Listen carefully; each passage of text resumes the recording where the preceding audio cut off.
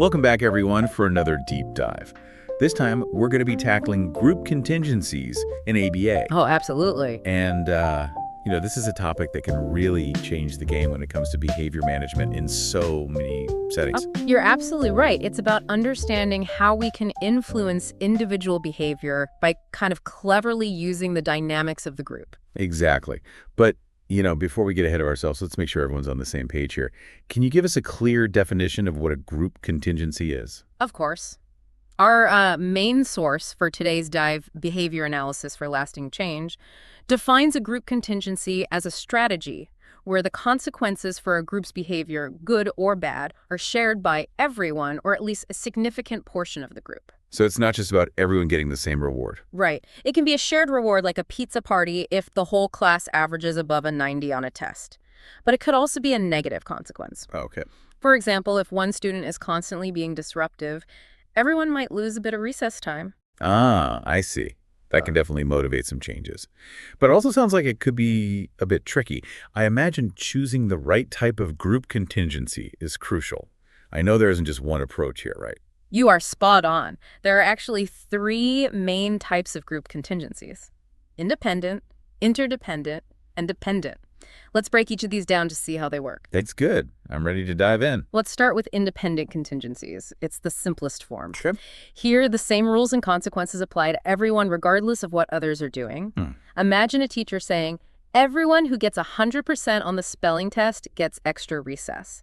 Easy to understand, easy to manage, but might not light a fire under every student. So some kids are already going to ace that test, while others might feel like it's out of reach. Exactly. So independent contingencies work best with groups that have similar abilities and are already fairly motivated. Makes sense.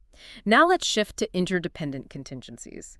Here, everyone in the group needs to meet the criteria for anyone to get the reward. It's all about teamwork. The all for one and one for all approach. Precisely. The whole class gets a pizza party if the average test score is above 90%. Yeah. This can really boost collaboration, but we also need to be mindful of potential downsides. Yeah, I can see how that could lead to pressure and maybe even some negativity if some individuals are struggling. Right. It's important to consider those dynamics. Yeah. Now, the third type, dependent contingencies, things get even more interesting. Here, the whole group's reward hinges on the performance of just one person or small group. Okay, now that's a lot of pressure on that individual. You got it. Imagine a scenario where a teacher says, if the quietest student during reading time gets to choose the next book. Highly motivating for that student, but what if they have a bad day? Or simply aren't interested in choosing the book? Right. It can also feel unfair to others who feel like their efforts don't matter as much. Yeah, this is where things start to get really nuanced. It feels like choosing the right type of group contingency depends heavily on the specific group and the behavior you're targeting. Absolutely. And it's not just about picking one type and sticking with it. Yeah. Sometimes we can combine group contingencies with other strategies for even better results. Okay. Take extinction, for example. Extinction, remind me what that is again? Extinction is a way to decrease unwanted behaviors by simply withholding reinforcement. Okay. It's not about punishment, but rather about strategically ignoring a specific behavior while rewarding positive alternatives.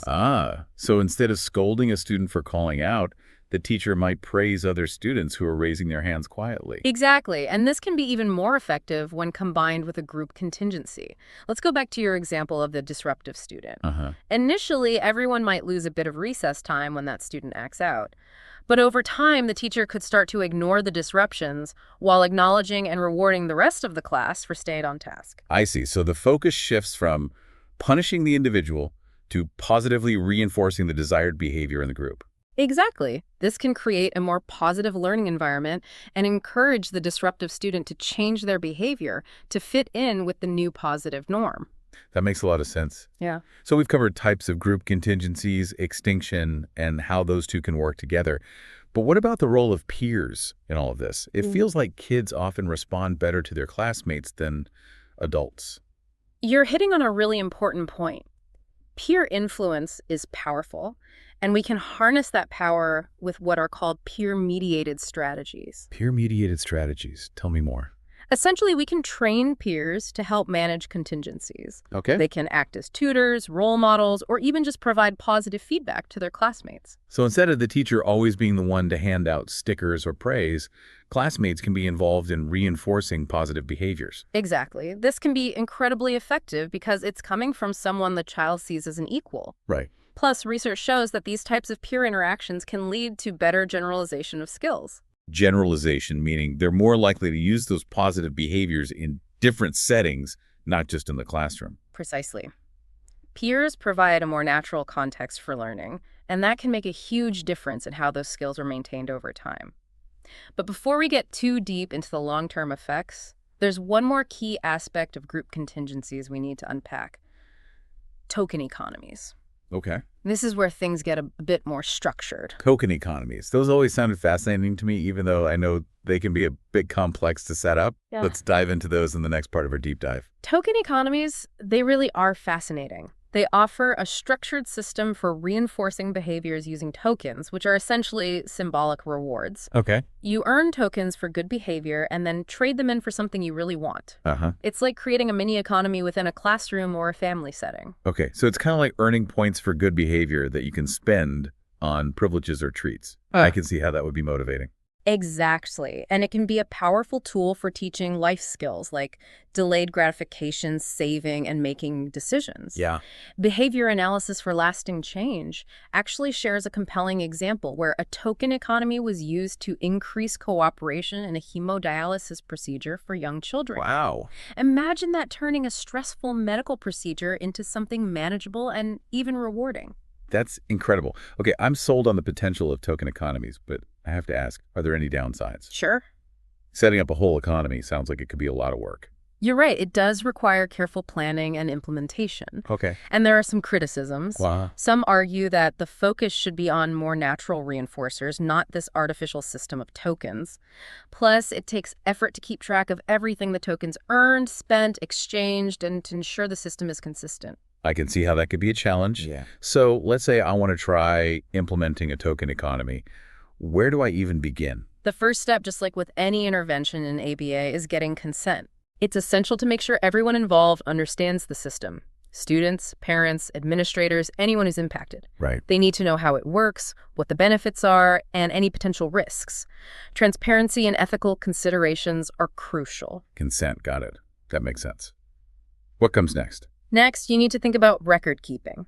Okay. A token economy has a lot of moving parts. Right. You have tokens earned, tokens spent, and the actual rewards or privileges they buy. Having a clear system for tracking all of this is essential. Yeah.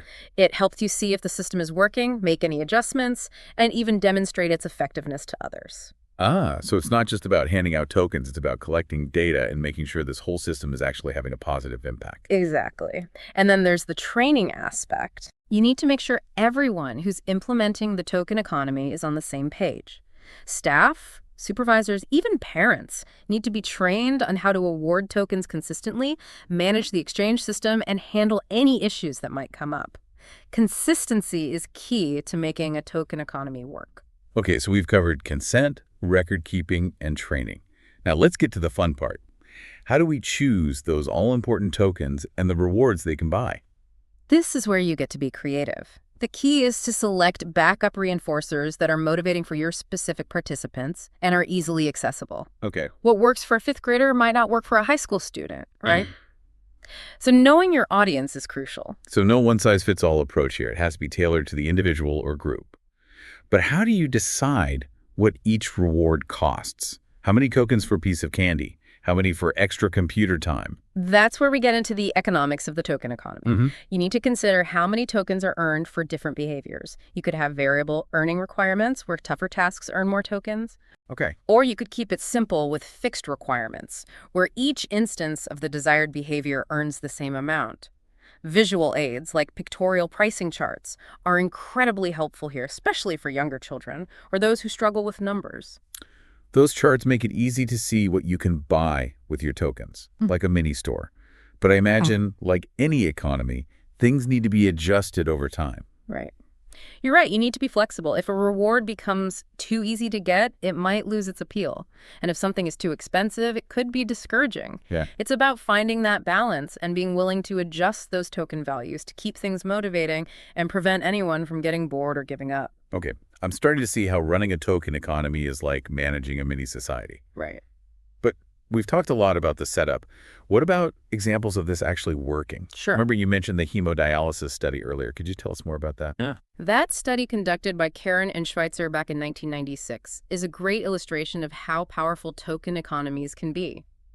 Hemodialysis, for those who aren't familiar, is a complex and potentially stressful medical procedure. It involves needles, restrictions, and a lot of waiting, which can be tough for anyone, especially young children. Definitely not the ideal setting for good behavior. Exactly. But the researchers saw significant improvement in the children's willingness to cooperate during the procedure after implementing a token economy. Children earn tokens for sitting still, following instructions, even for expressing their anxieties appropriately.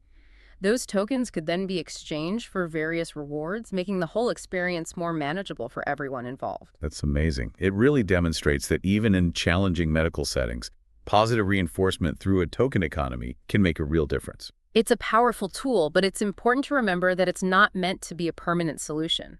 The goal is to gradually transition to more natural reinforcement systems. You want those desired behaviors to eventually become intrinsically motivating. So it's like taking up the training wheels and letting them ride on their own. Exactly. You're helping them build those skills and behaviors that will eventually be maintained by the natural consequences that follow. Okay. But before we get ahead of ourselves and talk about maintenance, there's one more important aspect of token economies we need to cover. All right. What else do we need to know? We need to talk about the different types of tokens you can use. Okay. It might sound like a small detail, but choosing the right tokens can make a big difference in how engaged your participants are. Okay. I'm intrigued. And, now I'm really curious about these different types of tokens you mentioned. Does it really matter what we use? It might seem like a small detail, but yeah, it can make a big difference. The type of token can really impact how motivating the system is for participants. Think about it. A simple check mark on a chart might work for some, but others might need something more tangible and exciting. So what are some options? You can get creative. Stickers are always popular, especially with younger kids. Right. Poker chips have a nice tactile quality. You could even use play money, especially if you're trying to teach about financial literacy along the way. The key is to choose something readily available, easy to manage, and appealing to the individuals you're working with. It's like choosing the right currency for your mini economy. Exactly. And behavior analysis for lasting change emphasizes the importance of visual aids, especially for younger children or individuals who struggle with understanding numerical values. Yeah. They highlight the use of pictorial pricing charts. Those sound helpful. They are. Pictorial pricing charts visually represent the price of different rewards. This makes it easier for participants to grasp the concept of saving and spending their tokens. It's like a menu at a restaurant, but instead of food, you're choosing privileges and rewards. Love that analogy. Okay, so we've got our tokens and our pricing all figured out. But what about that transition away from the token economy?